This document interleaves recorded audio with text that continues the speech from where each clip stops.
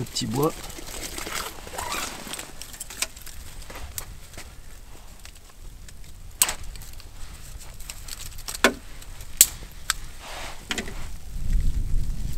Donc là mon petit bois je vais le trier par taille, par épaisseur. Moi ce qui m'intéresse c'est le petit bois comme ça pour démarrer le feu. Ça je vais y mettre une fois que le feu est lancé.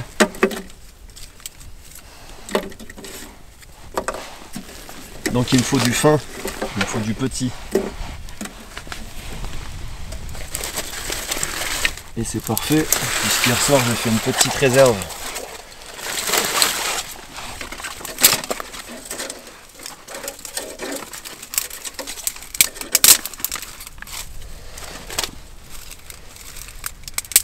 Pour pas avoir à courir ce matin. Donc c'est pas plus mal, ça tombe bien.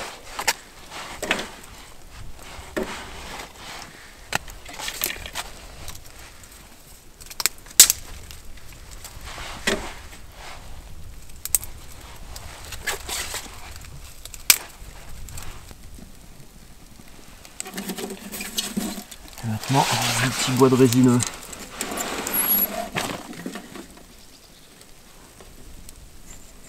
Ah, le bois gras qui brûle, qu'est-ce que ça sent bon. On n'a pas ces odeurs avec l'écorce de bouleau. Attends, je vais peut-être me réchauffer un peu les pieds. Parce que tout à l'heure, c'est trempé. Trempé et gelé.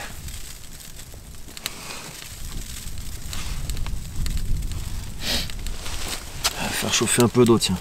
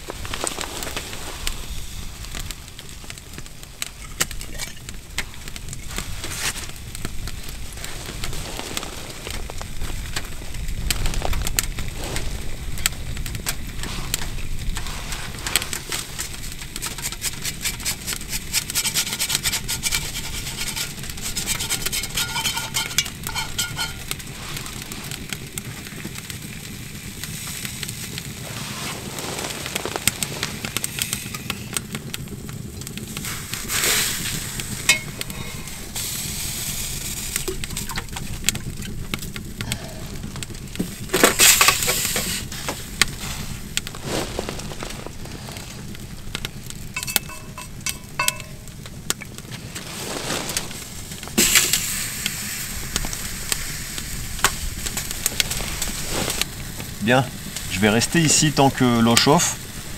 Ensuite, je vais la faire bouillir. Alors la règle pour rendre potable de l'eau qu'on a ramassée, quand elle est limpide, c'est 1 minute d'ébullition à grosse bulle, minute à laquelle on rajoute 1 minute tous les 1000 mètres d'altitude, puisque l'eau ne bout pas à la même température selon l'altitude où on se trouve. Donc là je vais la faire bouillir, je suis à moins de 1000 mètres ici, donc 2 minutes d'ébullition à grosse bulle, ça suffira. Donc je vais surveiller jusqu'à ce que ça arrive à grosse bulle. Une fois qu'elle aura bouilli, j'irai prospecter pour trouver un rondin, une grosse bûche, puisque j'aimerais me fabriquer un établi avec 3 pieds. Et pour ça, j'ai besoin d'une grosse bûche que je vais fendre en deux.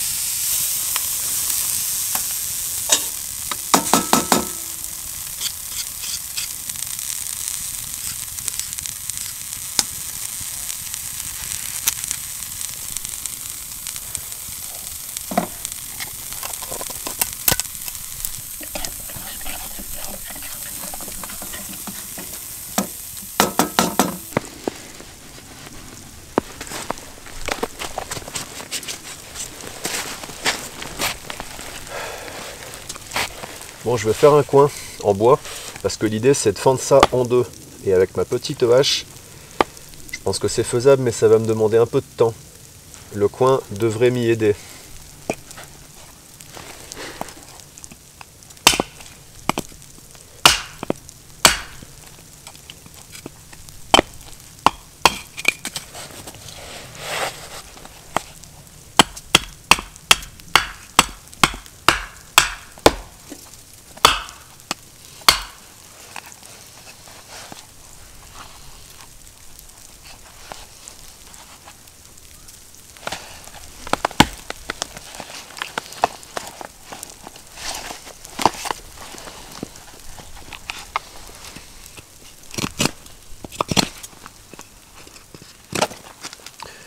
Alors, une fois que j'ai fait la partie du coin qui va s'insérer dans la fente, je vais faire un chanfrein sur la partie où je vais taper.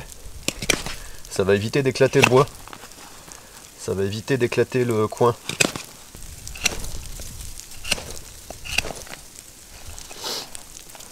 Bon, c'est pas trop mal. Voilà, la vocation du chanfrein, c'est d'offrir une surface suffisamment bombée, suffisamment arrondie pour pouvoir taper dessus et répartir l'impact. Parce que si je tape toujours au même endroit sur une surface plate, alors je risque d'éclater la surface et donc de fendre mon coin. L'idée c'est quand même de le faire durer suffisamment longtemps. Je vais fabriquer une masse. Comme ça, je vais pouvoir débiter mon tronc. Alors pour faire une masse, on va avoir besoin d'un manche. Ça devrait faire l'affaire. Et d'une section de bois, une bûche, que je vais venir percer et dans laquelle je vais venir insérer le manche de la masse.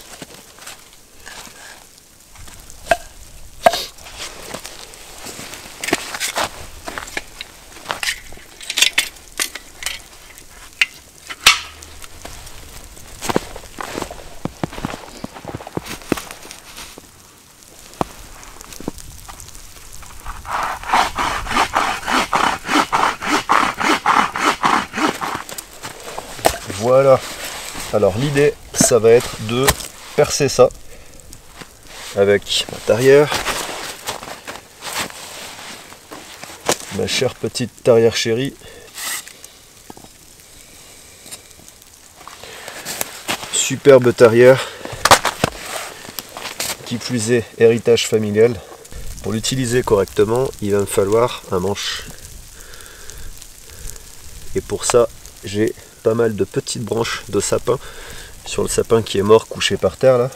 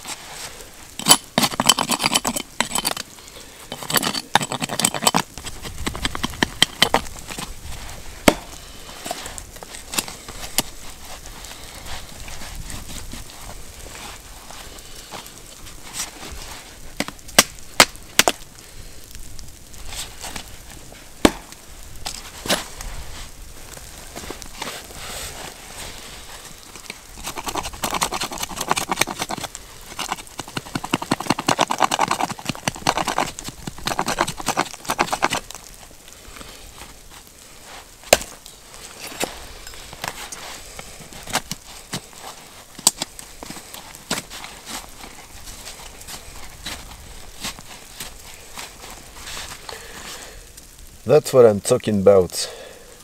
Voilà de quoi je parle. Alors l'idée, ça va être de percer ça, tout simplement. Voilà.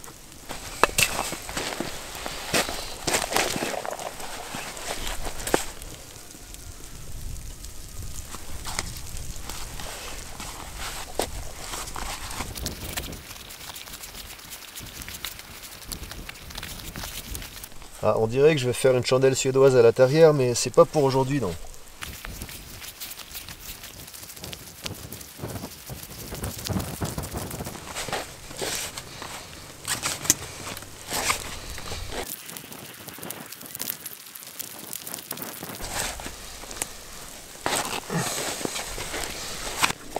Bon, je suis presque au bout.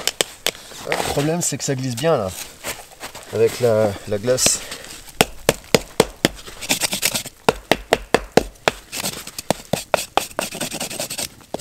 Du coup, j'avance pas très vite. Bon, du temps, j'en ai, hein. Il est 11 h, donc j'ai un petit peu de temps encore. Je vais passer la journée là. Mais ça avance pas très vite. Je sais pas encore où j'en suis. Ah bah si, ça y est, j'ai traversé. Bon bah c'est nickel, je vais la reprendre de ce côté. Voilà, ce sera moins contraignant. Hop là. Donc là je vais sortir ma mèche. Oh, qui est bien insérée. Ah, c'est pas parce qu'on la sort que ça va tout seul, hein.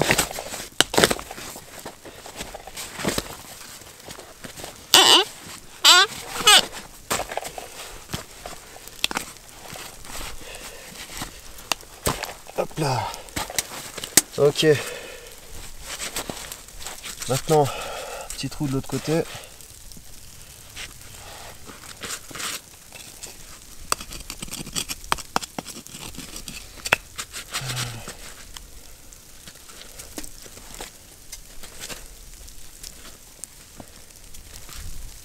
Je pense que c'est par là. Ah, j'aurais peut-être dû marquer. J'aurais peut-être dû marquer avant de retirer la tarière. Bien. Rebelote maintenant en sens inverse. Oh là là, non, j'étais carrément à côté. Il est là le trou, ça y est, je le vois. Oh là là, dis donc. Quand vous utilisez une tarière comme ça, il faut faire super attention à la pointe. Si vous pétez la pointe, la tarière devient complètement inutile. Bien. Ça c'est fait. L'idée ça va être de recouper. Déjà dépasser enlever ce qui dépasse là.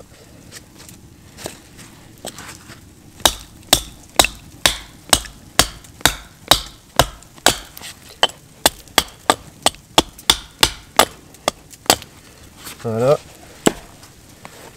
Donc l'idée ça va être de retailler ce bout de bois de façon à ce que je puisse l'insérer dedans. Et il faut qu'il traverse. Donc on va dire jusqu'ici.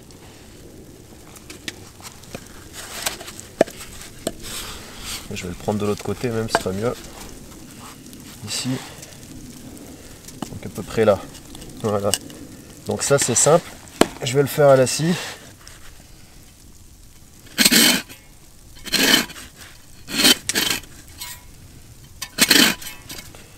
Voilà, c'est pas mal ça. Ça c'est pas mal. Maintenant je vais dégrossir. On va se servir de la tête de la masse comme d'un plan à travailler.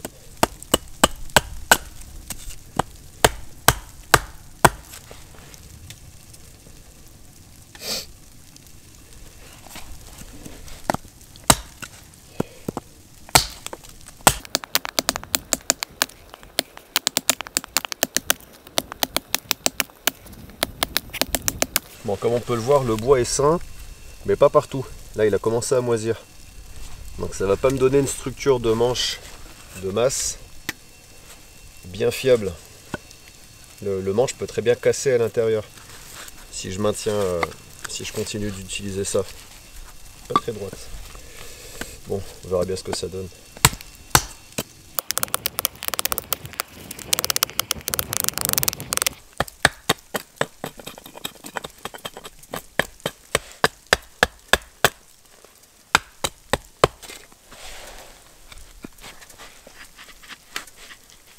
Bon, on y est presque.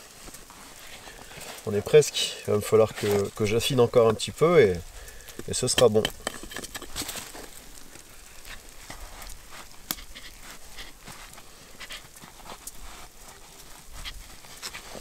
Encore un petit peu.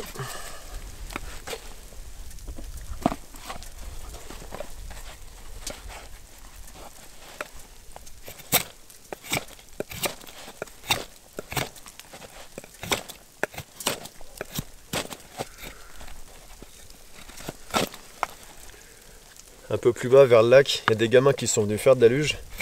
Ça crie, ça rigole depuis tout à l'heure, c'est super agréable. Ça met de la vie. Les gamins, ça met de la vie.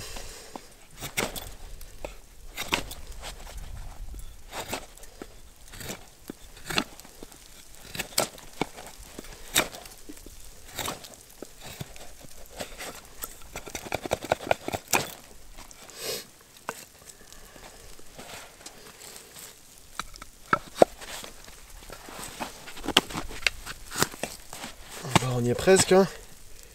On y est presque.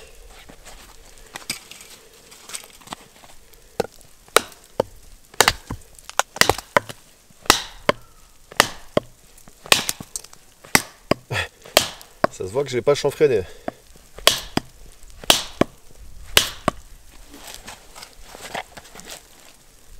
Ah, il me reste encore quelques centimètres.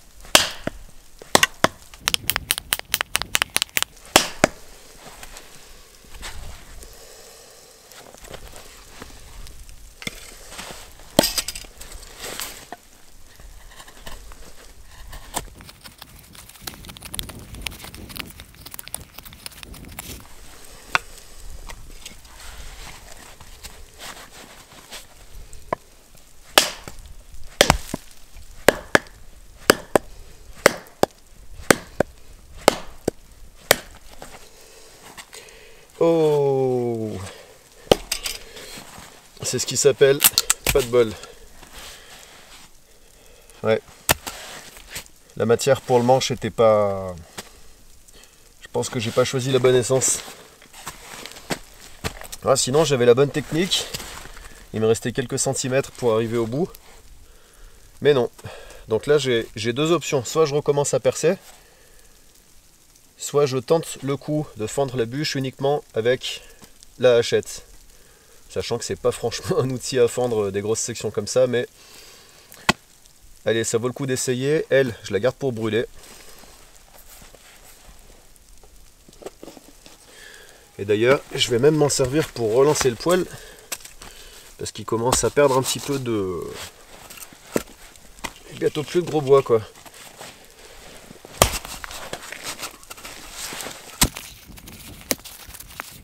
Faire attention qu'il n'y ait pas de cailloux là où on tape, hein, ce serait con.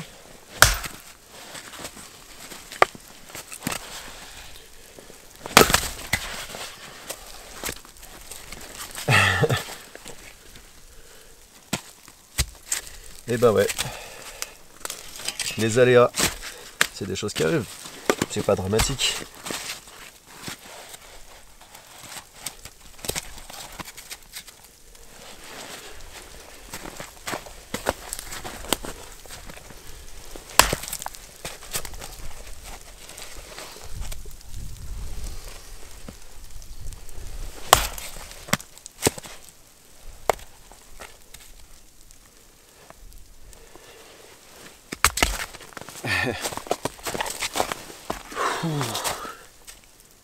Ça réchauffe en tout cas, c'est ça qui est bien.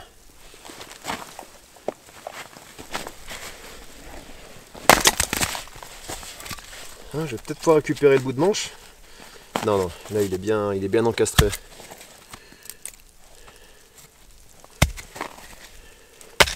Bon, c'est pas tout ça, mais il va falloir que je cuisine. J'ai quand même une tartiflette à préparer.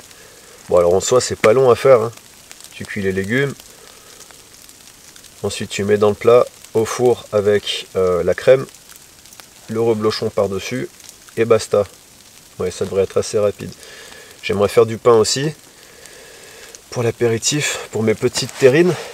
Et pour ça, pour utiliser mon poêle à bois comme un four, je vais avoir besoin de faire un feu de camp. Donc je vais faire le feu de camp, je dirais à peu près ici. À voir l'endroit le plus adapté, pas trop près du tipi non plus, parce qu'il risque d'y avoir des escarbilles. Pourquoi pas, tiens là, ça m'a l'air pas mal là. Ici. Il faut juste que je vois s'il n'y a pas des racines de sapin qui passent. Dans ce cas-là, il faudra que je choisisse un autre endroit. Ah, et ce qui est intéressant aussi, pour ajouter un petit peu de challenge, c'est qu'ici, il n'y a pas de gros cailloux. Donc pour délimiter le foyer, je vais prendre des gros rondins de sapin. C'est pas terrible, je sais, mais j'ai pas trop le choix. Bon, ça va ici, il n'y a pas de racines. Je vais juste mettre un rondin ici pour protéger la souche. Puisque la souche, ses racines peuvent communiquer avec d'autres sapins. Donc je vais mettre un rondin ici.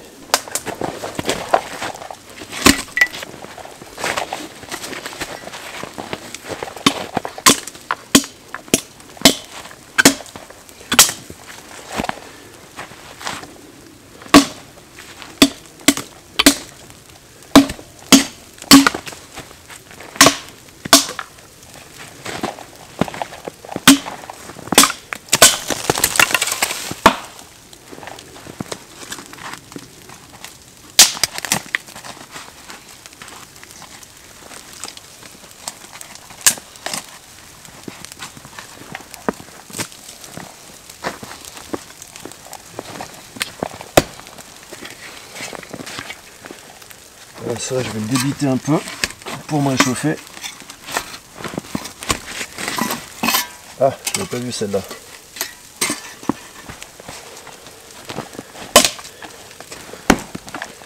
Je vais scier ce tronc-là en deux.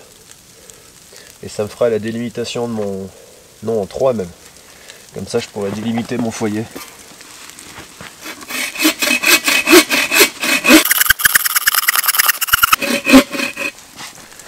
Alors on dit que scier ça réchauffe, mais ça réchauffe pas les pieds. J'ai les pieds gelés depuis que je suis allé chercher l'eau.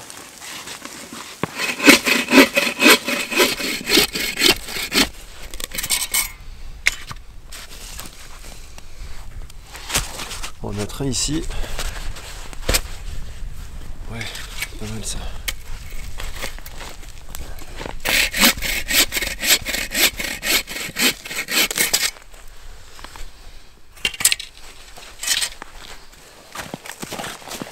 On va faire comme ça. Ça, ce sera l'isolant pour démarrer le feu. Parce que tu peux pas démarrer un feu directement au sol. Enfin, tu peux dans l'absolu. Mais il va te falloir un bon allume-feu. Moi, mes allume-feu, c'est bois gras, écorce de bouleau. Enfin, je peux aussi faire quelques feather sticks, mais normalement, avec ce que j'ai, ça doit suffire. Enfin, un petit peu en pente là. Là, c'est un petit peu en pente. Ouais, ça devrait aller.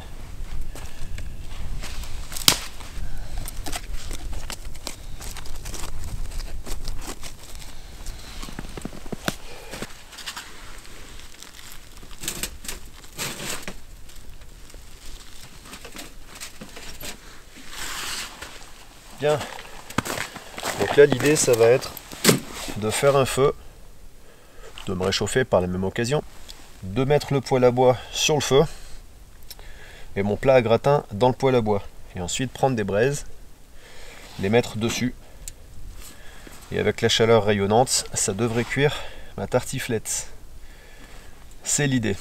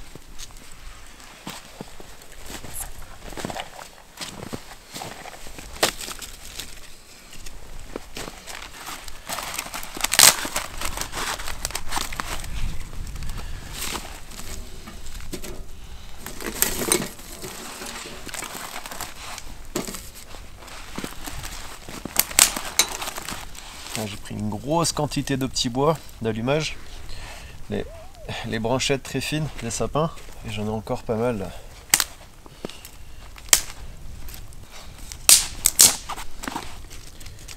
Voilà, une bonne base.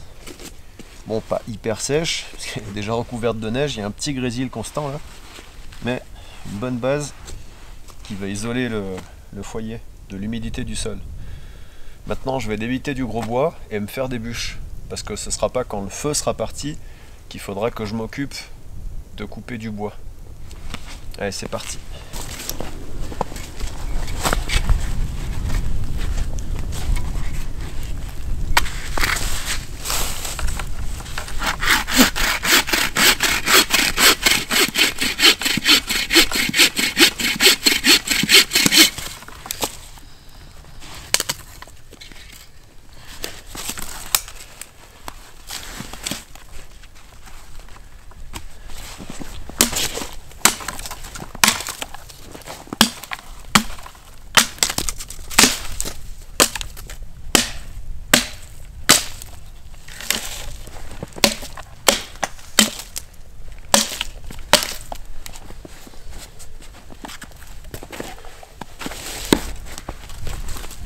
Toute cette matière première, on va pas la gaspiller, ce serait du gâchis.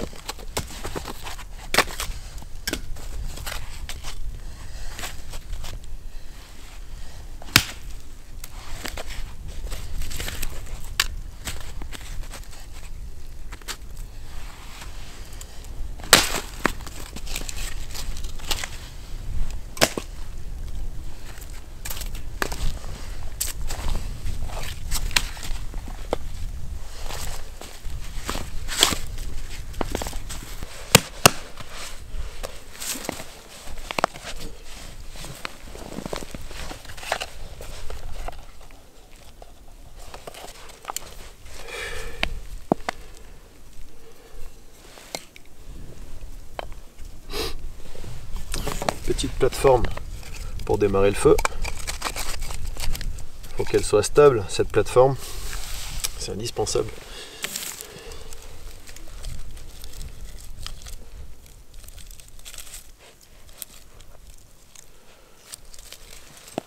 Cette fois-ci, ce sera démarrage au bois gras, uniquement au bois gras. Donc je vais commencer par faire de la poussière de bois gras. Ça, c'est le premier truc qui va prendre l'étincelle du fire steel, qui va transformer l'étincelle en flamme.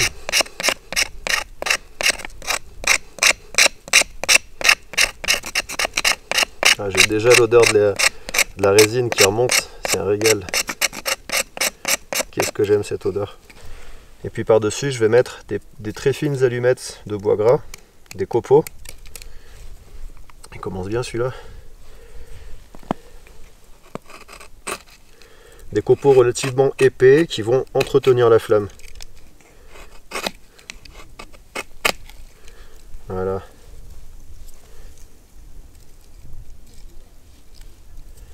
Et ça va maintenir la flamme suffisamment longtemps pour ensuite embraser l'étincelle, l'allumette de bois gras, l'étincelle.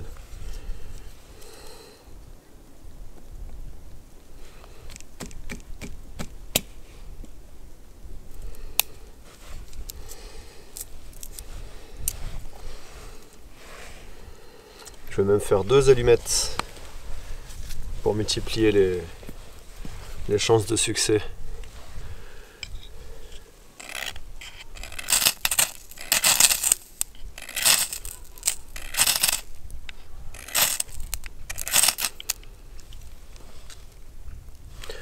petit peu de vent.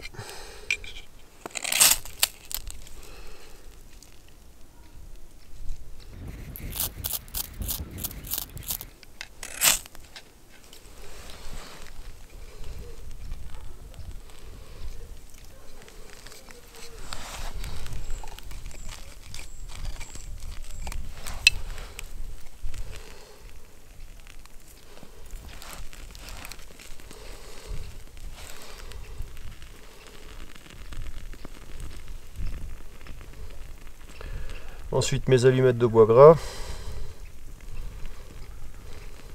Alors, il y en a une qui a pris mais l'autre est un peu plus timide. Voilà. Alors mes allumettes, je vais les placer de bas en haut, la flamme vers le bas, pour qu'elle remonte le long du bois combustible. J'en ai une qui s'est éteinte. Voilà. Alors l'idée c'est que la flamme remonte le long du bois. Et là, avec le bois gras, j'ai suffisamment de temps, en théorie, hein. Faut pas que je prenne trop mon temps non plus, pour mettre le petit bois par-dessus. Je vais faire 2 fagots.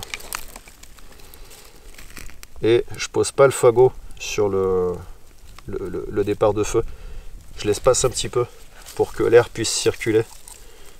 Ensuite, le deuxième fagot, je le croise. Je le pose par-dessus en croisant. Et là, je laisse faire puisque le bois gras va brûler suffisamment longtemps. J'ai plus à me soucier de... J'ai plus à faire grand-chose à ce stade.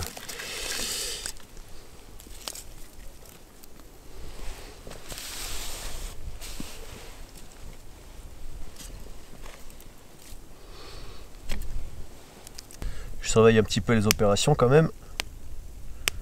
Parce qu'à ce stade, mon bois gras peut tomber.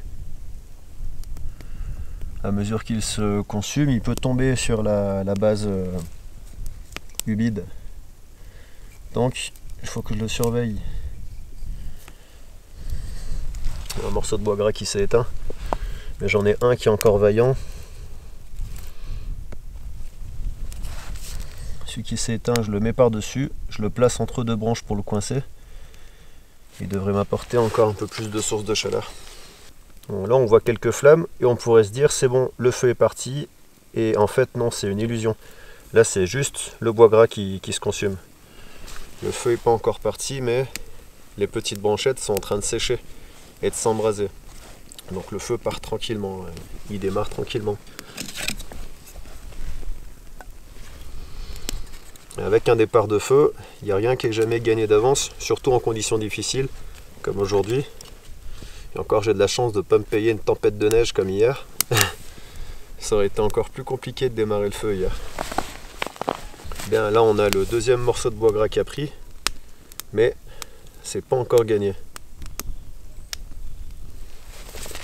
Mais on peut déjà profiter d'un petit peu de chaleur hein, pour se faire du bien aux mains et au visage. Ça, on a le droit. En attendant, je retire un peu le bois que j'ai mis, parce qu'il est en train de se casser la gueule d'un côté. C'est pas dramatique, mais je veux pas mettre trop de poids d'un côté, puisqu'il y a encore tout ce côté là qui n'a pas été brûlé. Bon, ça viendra, hein, je m'inquiète pas. Et si je mets trop de poids, donc je peux me servir du cadre autour pour pas mettre trop de poids sur le foyer. Ça marche bien aussi.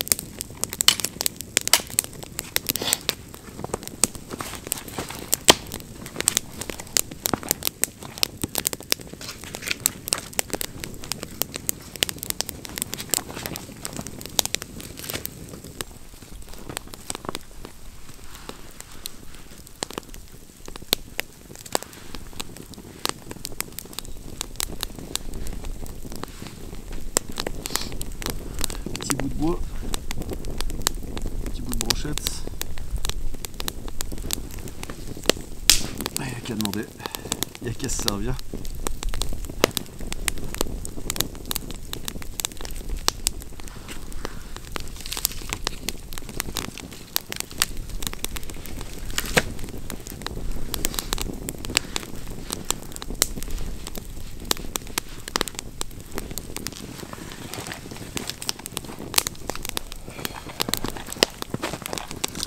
Un trépied, voilà, pour cuire mes pommes de terre, mes échalotes, ce sera plus simple. Ok, donc là je vais faire un nœud de plein point, d'accord? C'est une boucle, et avec cette boucle, je fais un nœud simple, d'accord? Le nœud simple, c'est ça. Et on serre. Mais je vais faire la même chose, mais avec ma boucle, ma ganse. La ganse, c'est ça. Donc, un nœud simple. Donc ça, c'est pas un nœud coulant, mais c'est largement suffisant pour ce que j'ai besoin. Je sais même pas si je suis dans le cadre. On verra bien. Ensuite, pour régler la hauteur, je le fais en enroulant la cordelette là-haut, ou s'il y a des moignons de branches, je peux enrouler la corde sur les moignons. Ça marche bien aussi. Et en plus, ça permet de guider la cordelette si par hasard le trépied, de par sa structure un peu fragile, ne guide pas la cordelette juste au-dessus des flammes.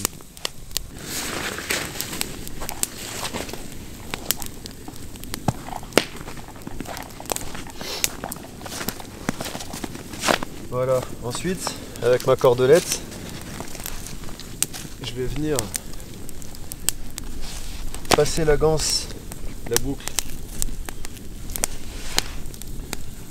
dans l'anse de ma popote. Je vais venir passer un bout de bois dans la ganse, et comme ça je peux mettre ma popote au-dessus du feu.